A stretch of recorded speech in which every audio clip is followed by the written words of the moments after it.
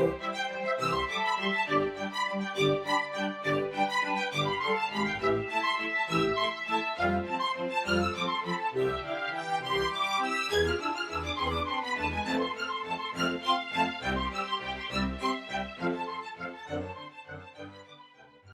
to the Secrets of College Planning. I'm your host, Anthony Uva, and today we're going to get some insight into softball at the college level. My guest today is Angie Churchill. She is the head softball coach at Seton University, and welcome to the show. Thanks for having me. I appreciate it. So usually I start my guests where they went to college. So where'd you go to school? So I went to the University of Michigan. Best 4 years of my life. Loved it. Bleed blue. So let's just go back in time before we get into softball. Mm-hmm. In high school, when did you start thinking about going to college? Was it freshman year of high school, senior year? When did it all begin for you? So honestly, the recruiting world has changed quite a bit. I didn't really start thinking about it till the end of my sophomore year. Really kind of getting into it my junior year, and then senior year is when I really started going on all my visits, and then really narrowing down my focus, and ended up deciding Michigan in my senior year, which nowadays is pretty late. But yeah, I didn't do that until my senior year. So now, was Michigan the only school recruiting you, or were there other schools? Did you have opportunities somewhere else? Yeah, I had a number of different offers. I mean, I'm from right outside Chicago, so I went to U of I, Southern Illinois. I looked at a couple Division II schools because I wasn't sure. At one point I was going to try to play basketball and softball. Basketball was my other sport, so I looked at a couple Division II schools to see if I could play both. And then when I went on my visit to Michigan, I just fell in love with it. So I knew right when I stepped on campus that was the place for me. So now you're at Michigan. Tell us a little bit about the softball program and about the school itself. Yeah, so Michigan has a great softball program. I mean, when I stepped in, I knew I was at a great school and I got a great education, but the softball program was really good. Throughout my time there, we won 3 Big Ten championships. I went to the World Series 3 out of my 4 years. It was, just such a great experience. And, when you leave there, you're like a Michigan woman. I still go back for alumni events. Our coach that was there when I was there, Hutch, she just retired this past year, but she was there for such a long time, built a great program. So, I bleed blue. But it was a great experience for me going there, and I loved it. So. And the school itself, tell us a little bit about the school. Yeah, I mean, it's huge tradition there. So, when you walk on campus, it's like you buy in or you get out pretty quick, and it's a great education. It was, it was tough. It's tough balancing the, all the academics and the rigorous, practice softball. We travel a lot, obviously, especially when you're in a cold weather state. Sure. For softball, but you learn to figure it out, and I got a great education there, and and we won a lot, and I look back at it and just cherish those memories I made there. So now you graduate from school. How does one graduate from Michigan and end up as the head softball coach at Seton University? Yeah, I had a long road. So when I graduated, I ended up being a grad assistant at Ohio University. I did that for a year, and then I went to the University of Buffalo, and I was there for 5 years as the assistant coach. I always kind of knew I wanted to be a head coach, and I really cherished my 6 years as an assistant coach because I learned so much. I worked for a lot of great head coaches and learned a lot, and then my first head coaching job was at a D3 school in Buffalo, New York. It's called Deweyville. They're actually Division II now, but when I was there, they were D3. I was there for 3 years, turned that program around. Then I actually came to Jersey at Georgian Court, which is Division II. I was there for 2 years, turned that program around. Then I always knew I kind of wanted to get back into Division I. Then I went to Wagner. I was there for 2 years, turned that program around.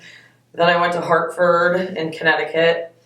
Was there for 4 years, and then now I'm at Seton Hall. So yeah, I've kind of been around a lot, traveled a lot. Been in a lot of different divisions, so yeah, I've learned a lot throughout my years for sure. So now let's get into softball. Yep. How does it work? What do you actually look for in a girl to play softball at the college level? Yeah, I mean, obviously you got to be good at softball. I mean, people that tell you, anything different, you got to be good, and you got to put work into it. And you know, you got to play on a travel team, and you got to play in the big tournaments. You know, we travel all around the summer and the fall, like going to so many tournaments, watching softball all day and night, really. But you know, you got to have a plan. Like you got to. I'm a big proponent of like kids playing multiple sports. I don't just necessarily want you to like be softball and that's it, because I think you just like develop a lot of other skills. You know, again, like I was a 3-sport athlete. I played basketball. I think that helped me with like my footwork and like, you know, your leadership ability. Like it's a much faster paced sport, but like I'm a big proponent of like play different sport. Like don't get burnt out in just being a softball athlete. But you know, you got to be athletic. I look for a lot of like leadership qualities. Like, hey, how are you treating your parents? How are you treating your teammates? Like, you know, listen, we play a game of failure. Like I'm looking when you strike out in a big moment, like how do you act? You know, because for me at our level, like you're gonna fail a lot, you know, and you have to. I look for the kids that can like deal with that, and like they're not sitting there pouting in the dugout, or like, you know, not giving their teammate a high five when they come in. Like I look for a lot of those things, because like listen, like there's tons of good softball athletes, a lot of them. Yeah. But the kids that succeed at our level have all those like it factors, and like their character and how they treat people, like usually turn out to be kind of those top tier kids. Yeah. So what are some of the attributes that a softball player needs to have? Good grades. Yeah. Speed. Yeah. You know. Well, speed kills, you know, and that's like one thing like I'm not going to be able to teach you. You either have that God-given ability or not. But like I always tell kids, like get the grades. Grades are going to be what sets you up, because you know, that's kind of what we look at as like free money, right? Like if you do your job in the classroom and like get high grades and you come in, like we're like Seton Hall is a school that can stack money, right? So that meaning whatever you qualify for academically, like a lot of schools give out good merit money, good academic money. I can stack athletic money on top of that. So if there's two kids that are pretty similar, like ability wise, but one kid has really good grades and I can stack money and give them a really good package, as opposed to the kid that I have to give all athletic money, I'm probably going to go with the kid I can stack money to, you know, and so, you know, do the work in the classroom and put that work in, and, you know, take the PSAT courses and the, you know, prep for all of that, because like those are big things. And again, just easy money for you to get for coaches to like look at you, and then that sets you apart from other kids. But, you know, just like I said, like put the work in. Like if you're a great power hitter, then be a great power hitter. If you're a speed slapper kid, don't try to be a power hitter. Like be good at what you're good at. Yeah. And you know, because I everyone's obsessed with the home run right now, right? And you know, and it is flashy and it's great. But if you're not that athlete, then be a good drive the gap kid. You know, and then like we focus on that at Seton Hall. Like yes, we've hit home runs this year, but drive the ball. You know, I don't want kids to get obsessed with hitting the home run, or pitchers who, you know, try to throw 70 miles an hour. Like if you can't do it, be good at your movement, you know? So like all of those little things, be good at what you're good at. So tell me, when a student comes to Seton Hall, give me a year-round what the student is actually going to entail. When do they get to school? Is it August, September? How does it all run for the whole year for softball at Seton Hall? Yeah, so typically we start the last week in August. School starts. Mm-hmm. I usually give them that first full week to like, you know, our returners get back into like school mode, freshmen find their way around, like get used to being on campus a little bit. And then, you know, the fall's pretty, I don't want to say like easy for us, but like they won't miss any class for softball. Like we don't travel. We're lucky enough, there's a lot of other schools in this area where we don't really have to travel that far. We're allowed to play 8 games in the fall. It'll be all on weekends. So there'll be like 4 doubleheader play dates, but, you know, we practice Monday through Friday, you know, and then once December hits, we let them like finish school, finish finals for the first semester, give them like their home workouts that they need to go home. They're home for about, depending on when their finals fall, you can be home for like 4 weeks, 5 weeks. You get a pretty good winter break. Okay.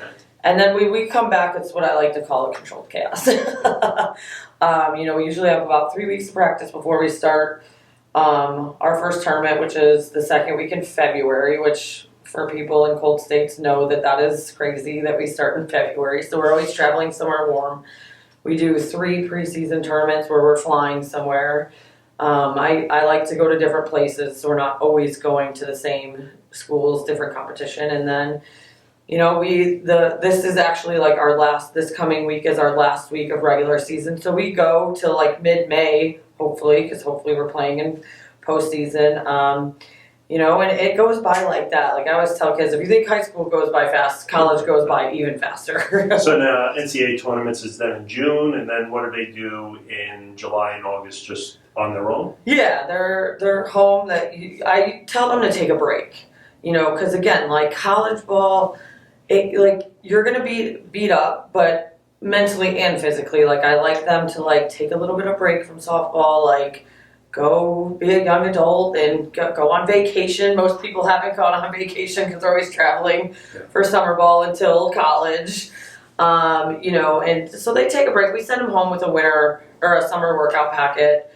For the biggest thing for me is do they have to stay in shape, because that's hard to do. Like you can't just come in the fall and go from 0 to 100 and not expect to like have a hamstring problem, your arm to be short, you know what I mean? So they have to stay in shape. We give them a workout to do over the summer. Hopefully they do that. And then, they'll be ready to go for the fall. So now school-wise, how do they balance, you were talking about it before, how do they balance softball with school? Yeah, it's hard. I'm a big believer in balance. So like for us at Seton Hall, like, even when we're playing now, like good or bad, I always, depending on how we play, like good or bad, I always give them the next day off, like, because I want them to be able to, like, rebound and, get that mental break. And, and I probably go against the grain here with this, but in the fall, we go Monday through Friday. If we're not playing on the weekend, I give them the weekends off.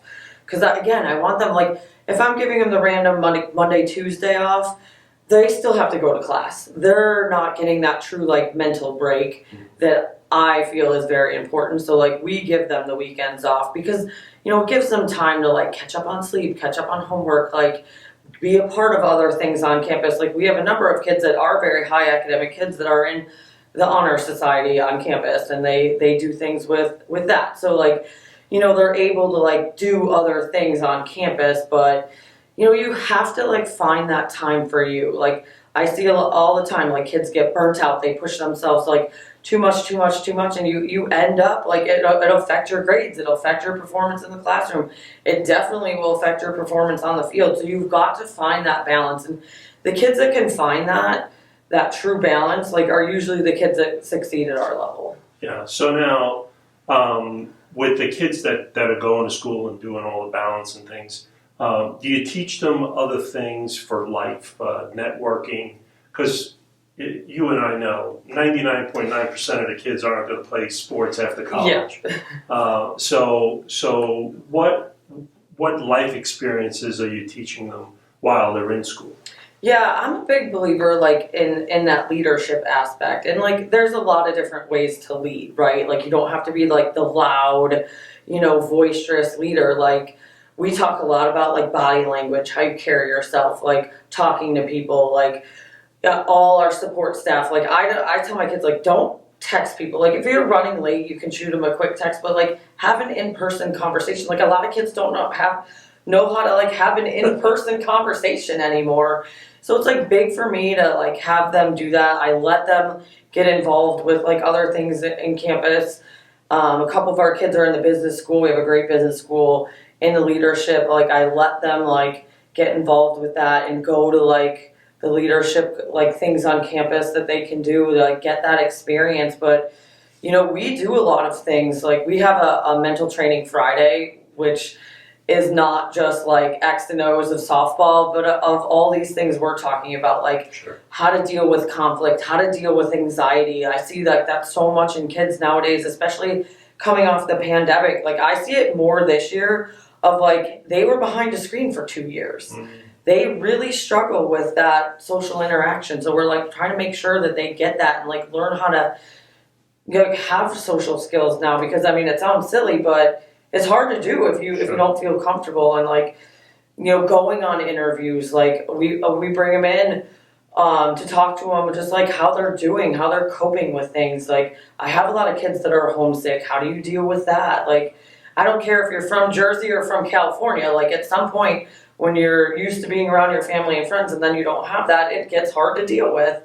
So, like talking about that. And I find like nowadays, like it's okay to talk about things and like have those conversations. The kids are kind of afraid to do that nowadays. So like we try to incorporate all of that in our... So now you talked about playing in tournaments and out of high school level softball. Yeah.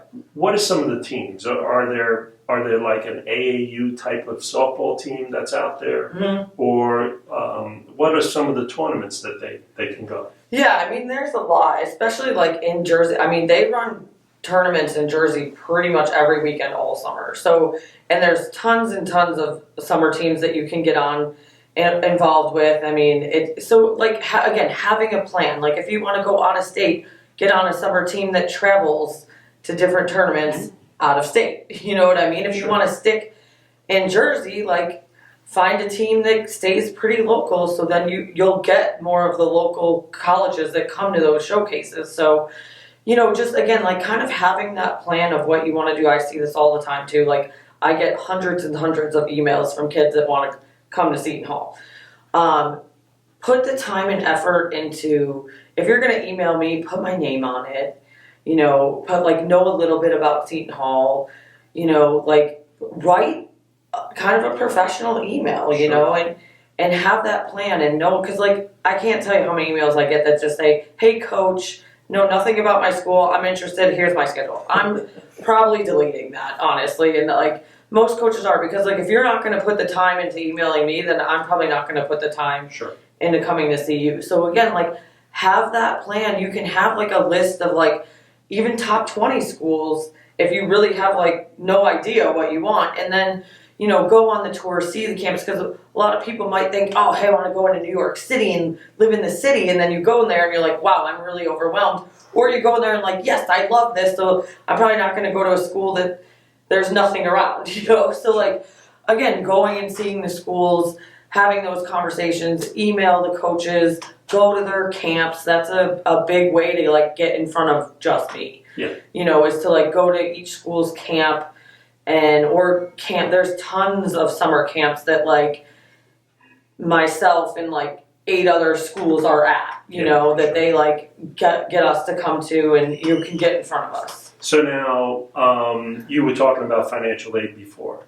How do some of the kids go about finding out about financial aid at certain schools? Because Division I is different than Division II and Division III. Yeah. How does softball work at a Division I level school? Yeah, so Division I and Division II are pretty similar in like how it works. Division III is much different, but typically if someone we're interested in or someone that's interested in Seton Hall, they'll send me their high school transcripts, and then I'll send it to our compliance officer, who then, will get what they call pre-reads. So like, obviously we can't wait until their senior year when school's over to figure out what they're getting. So every school gets what they kind of call like a pre-read of like, hey, if you stick this course, your high school, you'll get X amount of money from Seton Hall. So like we can get a plan together. Might be off by like a couple $1,000s depending on how you finish, but it'll be pretty much in that realm. So then we can start to build those packages, and other schools can do that. And like ask the questions, when you're on your visits and you're talking to coaches, like ask them, because there are schools that can't stack. So you'll either get all academic money or all athletic money. And like those are really good questions to know. So then when you're building your plan and narrowing down your schools, that'll become a big factor. But every school can give you a pre-read of what you would qualify for academically. So we're coming to the end of our show, and usually I ask my guests what advice you want to give to the parents and the students that are listening what advice you want to give them? Yeah, I mean, I said this a couple times, like, have a plan and don't be afraid to ask the questions. Like, there's so many times when, we have kids on campus or, we're talking at a camp and, like, the kids are so afraid to ask questions. The recruiting process can be crazy and stressful. Sure. So, you want to ask the coaches, like, hey, how many kids do you carry on your team? Or, what does your fall look like? Because my fall might look a lot different than some other people's falls. And, like, you want to know what you're walking into or what best fits you. So, again, do the work. I know it's a lot of work to, like, personally send out emails to each coaches, but I can't tell you how many kids that, like, have been like, hey, Coach Churchill, great season, great win against, Villanova last week. And I'm like, oh, wow, this kid is, I'm going to at least know your name and put you on, like, my watch list to come watch you play. Like, those things set you apart from the, hey, Coach, hope all is going well. Here's my summer schedule. I'm like, okay, I get 1,000 of those emails. You know what I mean? Delete. Like, what is going to set you apart from the other kids that at least put you on my list? So I know it takes time. Like, even, if you set time on every Tuesday, after dinner to write your college emails, then do that. Like, have a plan, know what you want, put the work into, like, emailing the coaches, and don't get frustrated if I don't email you back right away. Because you're familiarizing yourself with the rules, because, like, there's kids I can't email back. Like, freshmen and sophomores in high school, I can't email them back. So, like, if Seton Hall is your dream school, just keep emailing me. Because, like, again, we're in season right now. I'm super busy. I might not be able to email you back, of just, like, putting it, but stick with it, because, like, kids get frustrated if I don't email them back right away and then they give up, and it just doesn't work like that. So, just have your plan, put the work in, and stick with it, and usually you can set yourself apart by just doing that. Great. Well, thank you very much for coming on the show. Yeah, thanks for having me. I appreciate it. Yep. So you've been watching The Secrets of College Planning. I'm your host, Anthony Uva. Until next time.